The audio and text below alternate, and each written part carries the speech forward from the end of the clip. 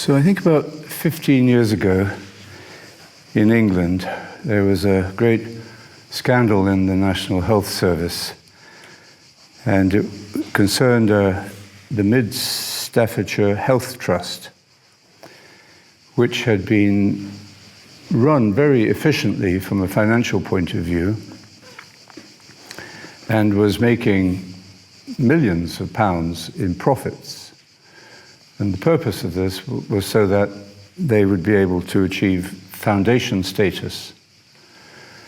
And they were being successful in doing all the steps they needed to accomplish this. Except people began to realize that an unusual number of patients were dying, much more than should have. And a very high mortality rate and very poor care. Patients left in soiled beds, not given access to food or water, chronic staff shortages, and any of the staff who complained were bullied and intimidated. So there was another side to this. And 1,200 people died unnecessarily.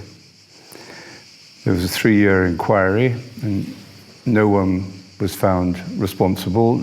No one was ever prosecuted. The rest of the story I owe to Barry White, and I had not been able to verify this myself, but I take his word for it. When the report was published, it had many recommendations, and the person who prepared it met with the Prime Minister of the day, and who asked him, if you could sum this up in, a very simple way, what went wrong? And he replied, a lack of love. A lack of love.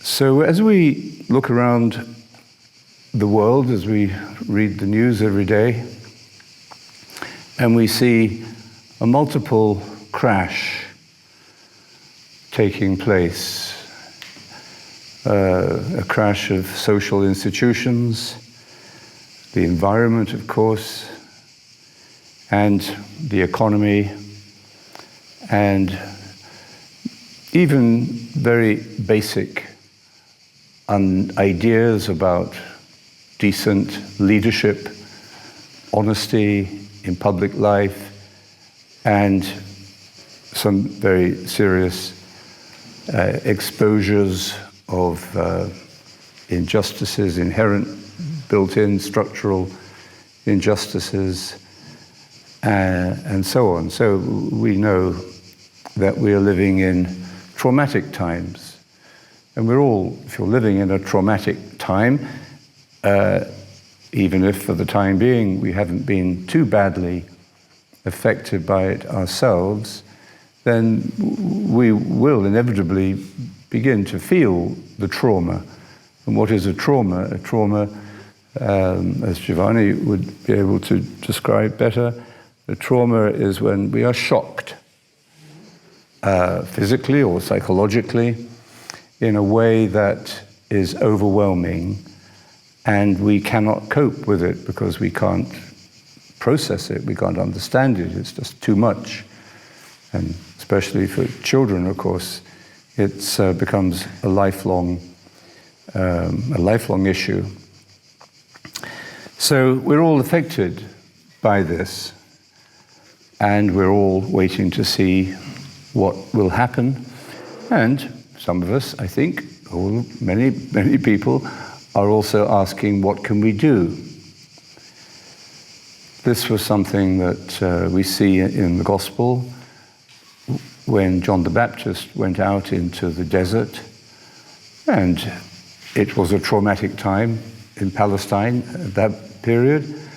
It was an occupied country, it was violent, there was social injustice, as the prophets continued to complain, and there were polarizations increasing, and even among the Jewish people themselves and their religious leaders and so on. So another traumatic, particularly traumatic time. And we're told in the Gospel that John the Baptist had gone out into the desert to live to be there, live a solitary life there. We don't know anything else. But we're told that the people went out to him from the towns and cities, and they asked him, "What shall we do? What can we do?" And he gave them his teaching about justice and put basic decency and basic honesty and truthfulness back into your lives. And but he also, of course, pointed to the one who was coming. So as we look around our own traumatic times, on a scale and a complexity, a global scale and a global complexity unimaginable before our time, think of the 2008 financial crisis. There are Mark Carney, Governor of the Bank of England, formerly, was asked once, how close did we come to a complete financial meltdown? And he said, a few hours. It was meetings held, I think, in Washington at the time, or New York, that turned, which the G7 members just agreed on a plan, whether it was going to work, but any plan in a crisis, of course, is. But it was a matter of hours. So as we consider the scale and the complexity of our times, what can we do? You come on retreat. And the question I've been asking myself for some time and discussing with many meditators in our community is, does meditation make a real difference? Now, I think we wouldn't be here in Monte Oliveto for this week if we didn't know that meditation certainly has made a difference in our lives. We wouldn't be here if, otherwise we'd be at a spa, or we'd be, studying somewhere or sightseeing. So we take it for granted. We know from experience that meditation makes a difference in ourselves, in our relationship to ourselves, in how we are, how we feel, how we perceive, how we deal with situations in life, and it makes a difference in our relationships. So, because as soon as our relationship with ourselves is changed, it will change sympathetically with our relationships outside ourselves. So if something happens and we become depressed or frightened or isolated, then that is going to be reflected in our relationships with everybody we meet, even with the animals in your house, or people you meet on the bus. Similarly, if we experience a healing and an illumination and an uplifting within our relationship with ourselves, even under very painful and difficult circumstances. In other words, the problems are not solved around us. We're still in a mess, but we are aware of a healing and illumination and uplifting within ourselves. And that will be reflected in all of those relationships as well. So, does meditation make a difference? Well, I think, in what way would it make a difference? I think it would make a difference between falling into despair on the one hand, or denial on the other. And I think we see in the roller coaster of public life and international politics at the moment, we see either despair and breaking forth in anger and in violence and in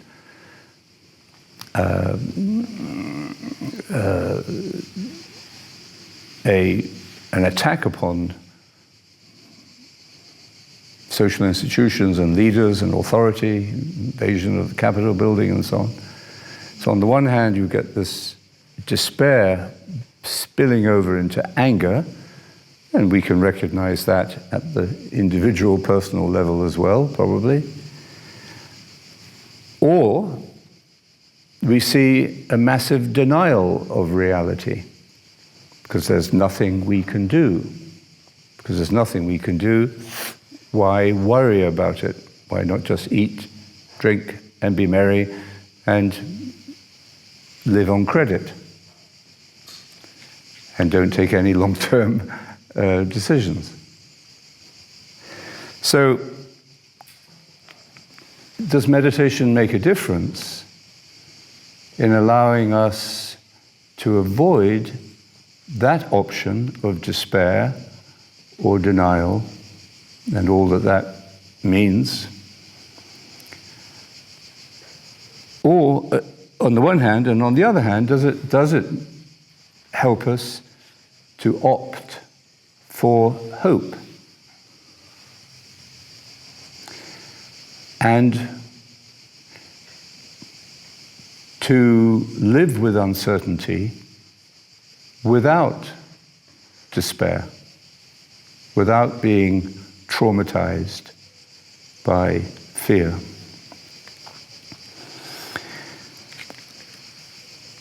I don't know, some time ago I was introduced to virtual reality and had this sort of helmet put on my head and was immersed for a short time in various scenes which were unlike anything I had experienced before, except in a dream. Because everything else that we usually do to escape reality is by looking at a screen. I suppose you can do other things as well, but the virtual reality is not a screen, it's like a dream. You are actually in this imaginary world. And you are unaware, physically and psychologically, you're unaware of the room that you're in or the people who may be in that room. So, and it's fascinating. It was really enjoyable. At least the enjoyable part of it was when I was outside the space station watching the astronauts fix something on the outside of the space station and looking down on Earth and then looking up and out into infinite space. I mean, that was thrilling. I suppose you could think of all the other things that could have become my virtual reality at that moment. And then you realize how dangerous it is. And probably whatever his name is, Mark Zuckerberg, the founder of Facebook, who's proposing the construction of a metaverse in which humanity will be living in virtual reality all the time, or most of the time, if they can afford it. That seems to me a very real option. And I thought of it actually, a little unfairly, but I thought of it when I was talking to a student recently about his learning to meditate. And so I asked him what his daily practice was. And he said, I try to meditate every day, and sometimes I even do it twice a day. So I said, that's good, excellent, well done. And then I said, and are you working with the mantra? And he said, yes. And I said, how do you find it? So he said, well, I find it can get quite difficult. And I said, what do you do then? He said, well, then I put my headphones on. And he listens to a sort of guided meditation.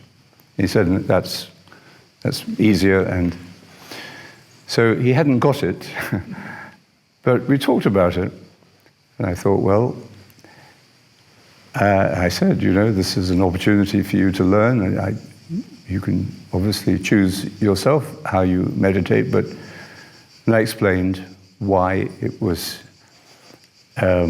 worth considering not putting on the headphone and actually working with the mantra, staying with it, and committing himself to reality.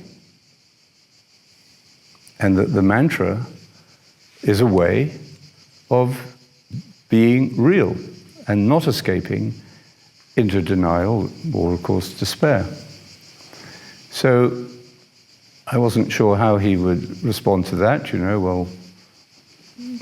I don't like being told what to do, but he didn't. He said, thank you very much for telling me that. He said, yeah, it makes sense. What you've just said makes sense.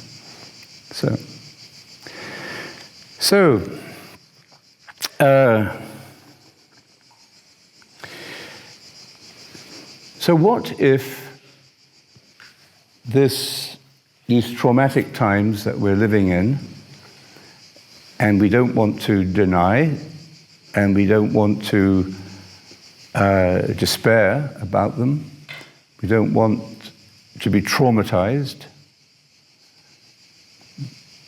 either gradually or dramatically. So what if these complex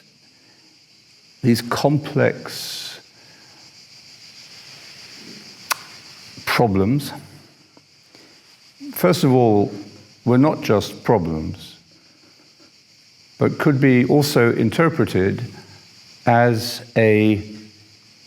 symptoms of a process of transformation, which could go either way.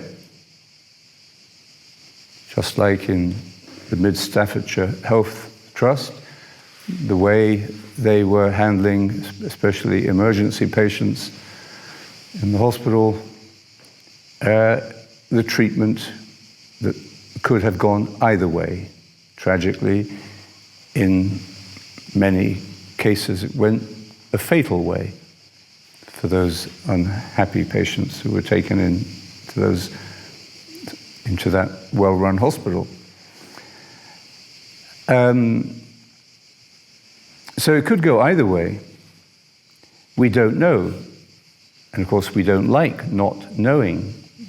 Especially today, in our digital world and in our world of computer programs, we like to be able to predict everything. And much of the time, we can do amazing predictions until something breaks down, such as it did when I was coming back a week or so ago from Canada, and I was due to leave at sometime in the evening, get to London at 6:30, so I would be able to get to a funeral at 2 o'clock that afternoon. And we sort of planned it all. It all looked as if it was going according to plan. And then there was a storm on the east coast of North America, and planes were diverted all over the place, and all hell broke loose. So my flight was total chaos, lack of information, the airport filling up with humanity that became more and more difficult to love as the numbers increased, and no idea whether at one point the sign went up, flight cancelled until tomorrow. So I thought, well, I might as well get out quickly. But on my way out, I bumped into somebody who said, no, the flight is boarding. So anyway, so total chaos. And yet, most of the time when you get on a plane, they will tell you to the second what time the plane is going to land. So we take it for granted that we can plan and predict everything in a divine kind of way, but we know that we can't, and that reality by its nature is unpredictable. So we have to learn to live with uncertainty. We have to learn to live with an openness to the nature of reality, not hyper-reality or virtual reality, but openness to reality as it is, which includes this quite major element of uncertainty. So what if this complex set of crises that we have constructed ourselves, and which are now running out of into chaos, what if these were not just problems, but were also, could be read, could be interpreted, and could be treated as if they were symptoms of a painful transformation of humanity, a dark night of the soul, as the mystics call it, that we are passing through collectively. And the nature of a dark night is that there is somewhere in the darkness the light of hope. There's a feeling, an awareness that there is a meaning and a purpose in what we are going through. And we will come through it. You can't prove that, you can't predict it, but it's a kind of knowing that has a certainty to it at the same time. And it's people who have that kind of knowledge, hope, which touches on faith, and most importantly on love, because faith, hope, and love are constantly playing together. So the people who have that kind of knowing tend to be the people who can be most useful in a crisis. The people who you can trust and who can trust themselves, who can be trusted because they trust, and therefore can work together, even in very painful and uncertain circumstances. So, if we take that option, if we feel that the contemplative mind, the contemplative consciousness, is actually most powerfully necessary and available in such times as this, then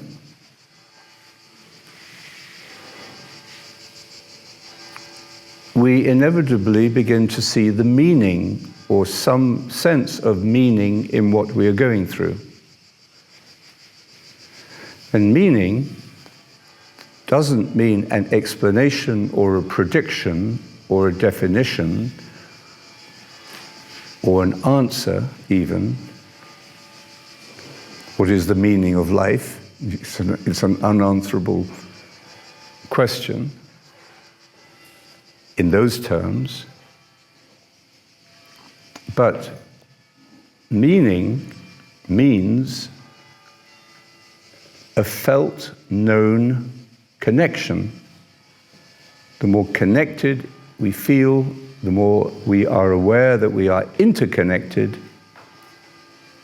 the more meaning we have in our life. And with that meaning comes hope and insight, even in the darkness. So what if this complex problem or dark night that we are going through could be understood in this way?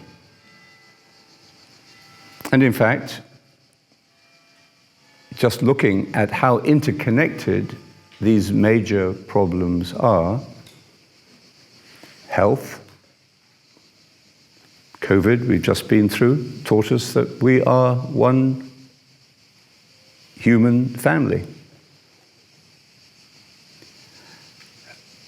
Economics, the financial system, obviously interconnected and very fragile at the moment because it is built on such unstable principles, with obscene discrepancies in the distribution of wealth. So, nevertheless, very interconnected, not healthy, but interconnected. Sickness can make you very aware that you are dependent on other people, that you need other people, and that you can be useful to other people in those circumstances. So what if, in all of this interconnectedness of our troubled world, we were able to see meaning? And what if that sense of meaning could be traced to one quiet but devastated cause? A lack of love. If the Mid Staffordshire Health Trust failed in any meaningful sense as a medical institution because of a lack of love, could we not begin to see that this lack of love in our world and in our institutions and in our social relationships could also be a cause? So that's why I wanted to take these words of Jesus in chapter 15 of John's Gospel, which I'll read now, and just ask you to listen to, really.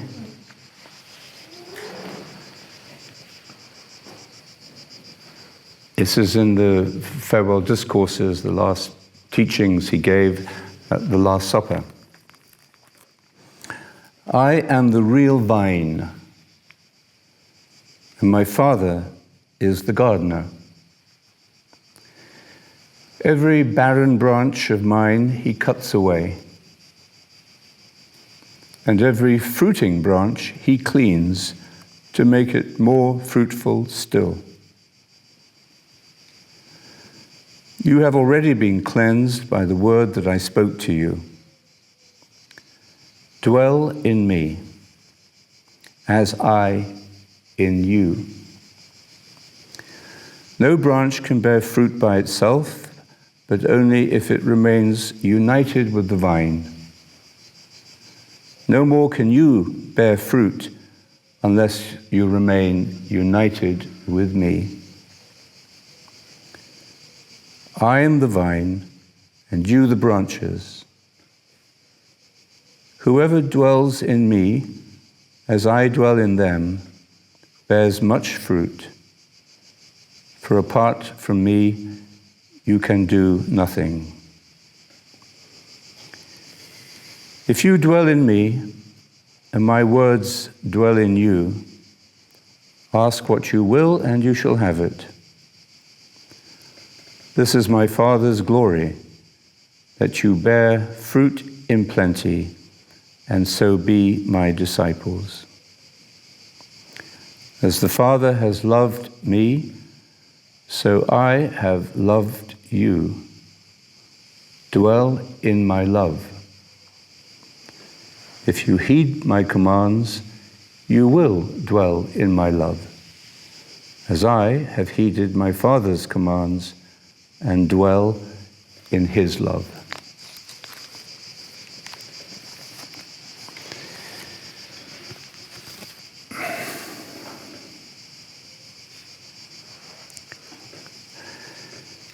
So one of the key words, of course, in that passage is the word dwell, from the Greek word meno. What does it mean? It means to remain, to stay. Just as we are remaining in Monte Oliveto this week. We're staying here. We're not running around. We're going anywhere else. We're dwelling here. And in a few minutes, we will meditate here, and we will remain in our chairs or on our cushions for about half an hour. We will be dwelling in meditation. And in Christian faith, we understand that to mean dwelling in his love. Just staying, remaining in love. So what does it mean to dwell in his love? Human relationships are always the key to understanding our relationship with God. I think it's not our relationship with God that tells us how to relate to other people, because our relationship to God has a lot of growing to do. But our relationships with each other and with ourselves illuminate what it means to be dwelling in God. Human relationships are the key to understanding our relationship with God and our human relationship with Jesus. As John Main reminded us, the theology of meditation, of Christian prayer, is that we are entering into union with the human consciousness of Jesus. Obviously not the human consciousness, not as it was 2,000 years ago, but the human consciousness of Jesus, the mind of Christ as it is now. But it's human, it remains human, even after 2,000 years and even after death. So we are entering into this relationship or this union with the humanity of Jesus. We are experiencing that, even though we can't understand it, we can experience it. And that then, theologically, that then leads us into, as he says in this passage, into a growing awareness of our relationship with God, his Father and our Father. But it's the human element of it, which is the connecting, it's like the adapter. Many of you came here with adapters for your razors or your hair dryers or electric toothbrushes. So this is our adapter, the mind of Christ. And the other important, beautiful symbol in this passage is, of course, the symbol of the vine, of the vineyard.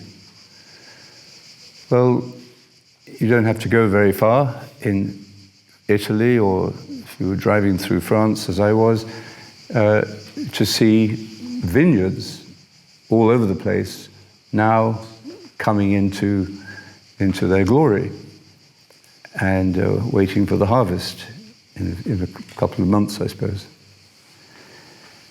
And if you had been here in January, those vines would have looked pretty miserable and dead. And now they're beginning to produce the fruit.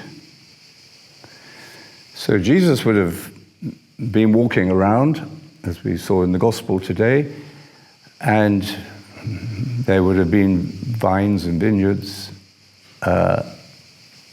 readily visible. And so when he speaks about, when he uses that symbol of the vine, something very down to earth and ordinary for them, he's describing both how the branches grow and how they bear fruit, because they are interconnected. And if you have a branch, if you cut off a branch of the vine, I suppose a vine dresser, remember the father is the gardener, the vine dresser might do that because, in order for the health of the plant, some pruning may be necessary. But the branch that is cut off doesn't produce fruit because it's not connected to other branches or to the vine or to the roots which in the ground which we could identify as the Father. So I am the vine, Jesus says, we are the branches, we are bearing fruit. That's what humanity is supposed to do, bear fruit that is beautiful to taste and to share and to enjoy. And the Father is the ground in which all of this, in which the vine is rooted. So, if you get a chance, if you're out and wide, are there any? I don't know if there are any vines here around the monastery, but up near Chiusure there's some monastery vineyards up there. You'll see that the vine is rooted, of course, in the ground, and then it comes up out of the ground, and then it's a climbing plant. It's a natural climbing plant. But in order to help it to climb and to grow, you put, for thousands of years, they put a trellis or I don't know what you call it. Anyway, some kind of support system that allows the natural climbing spreading nature of the branches to express itself. Otherwise, I suppose it wouldn't have anything to climb up. So it needs training. Vines need vine dressing and training, and they need support. And they need a support system, just as we do. So it's a beautiful, powerful image drawn from real life, not virtual reality, and not from abstract sort of philosophy, but a real earthy image of the human growing and bearing fruit in the divine. And of course, they are vulnerable, as we know. Vines can suffer from extreme cold, or can be, I suppose, overwatered, or storms can destroy them. So they're vulnerable.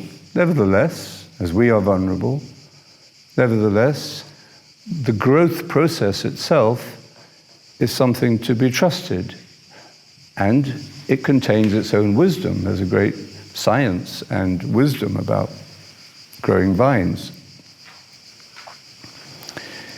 So I think what I'd like to do and ask you to do is to think about what this phrase of Jesus means, and we'll look at some other ways, other words he's in the Gospels that suggest what this means to dwell in my love.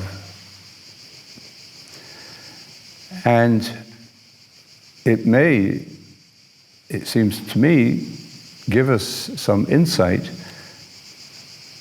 into the question of, does meditation make a difference? Not just for ourselves, but for the whole vine that we are part of.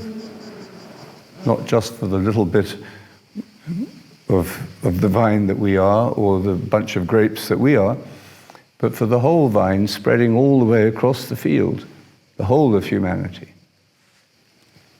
That our meditation is part of this great system of life and consciousness.